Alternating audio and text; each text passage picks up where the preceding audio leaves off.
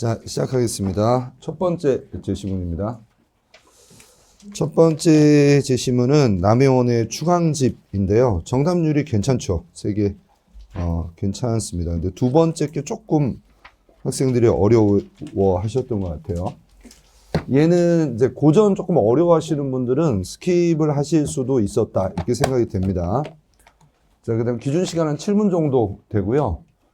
그 다음에 논지전개 제시보니까 리뷰를 하시는 거는 간단하게 구조 리뷰 정도 하시는 게 좋은데 이게 기본적으로 단종 연간의 사건은 조금 알고 계시는 게 좋은 것 같아요. 이게 계유정난 뭔지 아시죠? 그 이제 세조 수양대군이 이제 단종을 어떻게 보면 내쫓고 이제 본인이 왕이 된 사건입니다. 자, 그럼 이게 그때 사건이라는 걸 어떻게 알 수 있냐? 그리고 여기 굉장히 중요한 키워드가 하나 있었죠. 여기에 나와 있는 소릉이라는 단어가 문종과 연관성이 있다. 그러니까 소릉 패출의 원인과 소릉 추복의 논거를 좀 파악하는 게 좋다. 그렇습니다. 그러니까 소릉이라는 게 누구의 능 아닙니까? 근데 그게 패출됐다라는 건 이제 더 이상 그 능을 향해서 제사를 지내지 않는다는 뜻이고 추복시켜야 된다는 거는 이제 원래대로 되돌려야 된다는 거죠. 이렇게 우리가 거기에 제사를 지내야 된다. 이런 뜻입니다. 그리고 저 능이 누구의 능인가를 제시문을 통해서 알 수 있는가? 알 수 있다라는 겁니다. 자, 그러면 보도록 하겠습니다. 자, 첫 번째 저희들 문단으로 보면요. 1문단, 2문단, 3문단, 그 4문단에, 그러니까 오른쪽 박수조 위에서 네 번째 줄에 보시면 요렇게 얘기가 나와요. 여기 소롱을 추복하는 것입니다. 병자년에 간악한 무리들이 여기 이제 좀 요 키워드는 좀 이따 나오죠. 난리를 일으켜가지고 그것 때문에 화가 미쳐가지고 소릉이 패해졌다 이런 얘기가 나오고요. 그 다음에 보시면은 신이 생각건대 하늘에 계신 여기 이제 문종이죠. 문종께서 그렇습니다. 자, 그러면 우리가 다 아시다시피 태정, 태세, 문단세죠. 그러니까 지금 문종이 어디 있는 사람이냐면 여기 있는 요 문종을 얘기하는 거겠죠. 그렇습니다.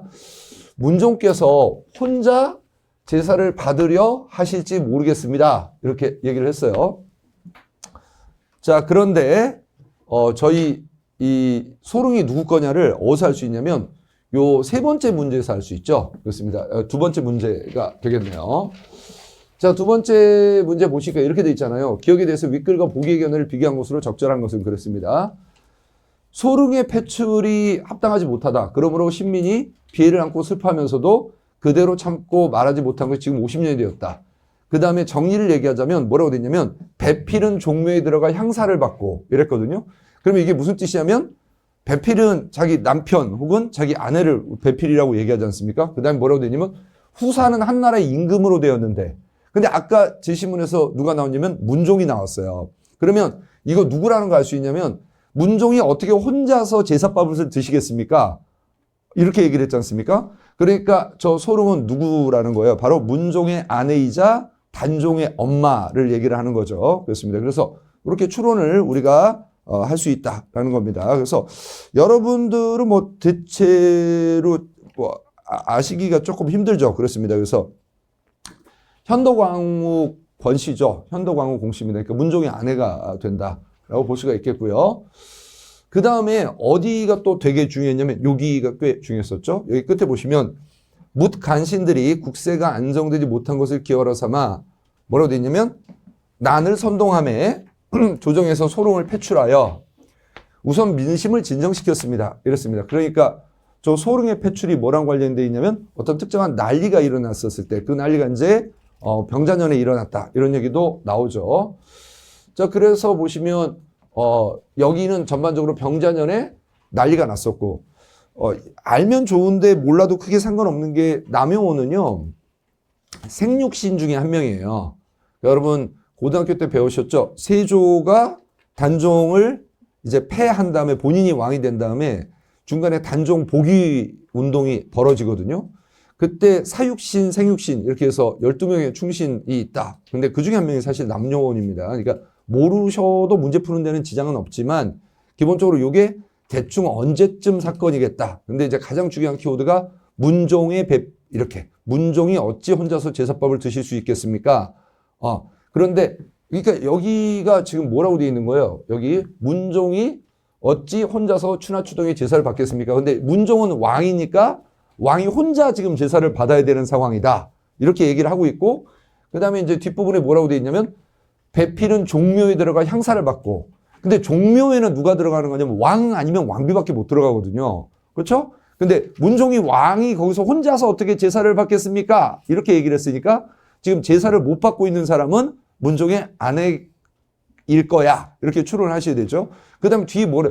후사는 한날의 임금이 되었습니다. 그러니까 후사가 뭐예요? 아들이나 우리나라에는 여자 왕이 없었으니까 조선시대에는 그러니까 아들이 왕이 되었다. 이런 뜻이죠. 그러면 전반적으로 단종의 엄마겠구나. 문종의 아내겠구나. 이제 우리가 이런 추론을 할 수가 있다. 자, 그래서 첫 번째 문제부터 좀 검토를 한번 해보면, 자, 1번 문제인데 1번 문제는 사실 이거보다 정답률이 좀 더 잘 나와야 되거든요. 근데 1번은 조금 정답률이 아쉬운 게 있어요. 정답을 1번에 4번 가신 분들이 계시거든요. 자, 1번에 어디 가신 분들이 계시냐면 1번에 4번 뭐라고 되어 있냐면 임금은 백성들에게 불교를 비롯하여 부채를 섬기는 행위를 금지시켰다. 이렇게 되어 있거든요. 근데 이거는 뭐 푸는 방법이 여러 가지 있겠어요. 첫 번째 문단에는 어떤 얘기 나오죠? 뭐 가뭄이 났다, 지진이 났다, 저 왕이 좀 조심해야 될 것 같다 이런 얘기가 나왔고, 그 다음에 두 번째 문단 첫 번째 줄에는 뭐 핵심어가 처음에 나왔죠. 무당과 부처를 물리쳐야 된다. 그래서 여기 어떤 개념이 나옵니까? 유아를 숭상한다. 여러분 유아를 숭상한다는 게 무슨 얘기예요? 유교, 그렇죠? 그러니까 우리가 흔히 얘기하는 성리학을 이제 받들어야 된다 이런 얘기죠. 그래서 묵격을 성 밖으로 내쫓고 승도를 저자에 들어오지 못했고 이렇게 이제 되도록이면 유교를 중심으로 불교하고 무속 사상을 금지시켰다. 그런데 문제는 이렇게 하면 왕은 조금 모범을 보여야 되는데 왕이 뭐라고 얘기를 했냐면 국무당을 그대로 두고 불교는 없앴지만 주지는 있다. 음사는 없앴지만 국무당은 그대로 뒀다. 불교는 없앴지만 주지는 그대로 뒀다. 이게 되겠냐? 말이 안 맞지 않냐? 이렇게 얘기를 하고 그 다음 문단에 뭐라고 돼 있습니까? 나라에도 선정과 교정이 있다. 그래서 백성들이 이러다 보니까 어떻다라는 거예요. 아니 금지한다고 해서 금지한다 해놓고 왕이 이제 궁전 안에다가 자꾸 유교에 배치되는 것처럼 보이는 뭐 주지도 놓고 국무당도 놓고 이러니까 안 되지 않냐 이런 얘기가 나왔습니다. 그래서 결론이 뭐죠? 예, 국무당 혁파하자, 주지 없애자. 이게 이제 결론이 됩니다. 자, 여러분 4번을 가신 분들이 조금 있으실 수 있는데 4번은 부처를 섬기는 행위를 금지시키지까지 금지시켰어요. 근데 금지시켜 놓고 본인들이 하니까 이제 그게 문제인 거고, 설령 4번이 조금 헷갈렸더라도 5번은 말도 안 되는 선지가 들어가 있죠. 5번은 뭐라고 되어 있냐면 사후세계에 대한 그릇된 인식 때문에 사가에서는 유교에 대해서 배타적이었다. 그러니까 불가능한 얘기죠. 여기는 지금 조선시대고 조선시대에서 사가에서 유교에 대해서 혹은 유가에 대해서 배타적이었다라는 건 지시문의 내용이 정면으로 배치되기 때문에 4번 조금 헷갈릴 수도 있어도 그래도 5번으로 답을 가셨어야 된다. 이 말씀 드리고요. 그 다음에 이제 두 번째 문제예요. 그렇습니다. 두 번째 문제는 1번이 가신 분들이 계시는데 잠깐 이제 관련되는 부분을 좀 찾아보겠습니다. 자, 보시면 여기 어떤 얘기가 나오냐면, 자, 소롱을 추복하자. 이렇게 얘기했더니 뭐라고 돼 있냐면, 자, 여기 여러분 반론이 있죠. 어떤 반론이 있습니까? 이미 허물어뜨린 신주는 예법상 다시 종묘에 드릴 수 없다. 그러니까 이 신주 딴자, 보통 우리가 거기다가 제사를 지내잖아요. 근데 그게 원래 종묘에 있던 건데, 이게 폐출됐으니까 어떻게 돼요? 종묘 밖으로 나간 거예요. 근데 다시 들여놓으라 그러니까 한 번 나간 신인은 다시 드릴 수 없어. 이렇게 얘기를 했더니 뭐라고 여기서 얘기를 하냐면, 이렇게 할지라도 오직 마땅히 존호를 추복하여 다시 예장하기를 한결같이 선우와 같게 하면, 첫 번째 근거가 뭐냐면 민심에 답하는 거다. 그게 이제 백성들이 원하는 거다. 문종비에 대해서.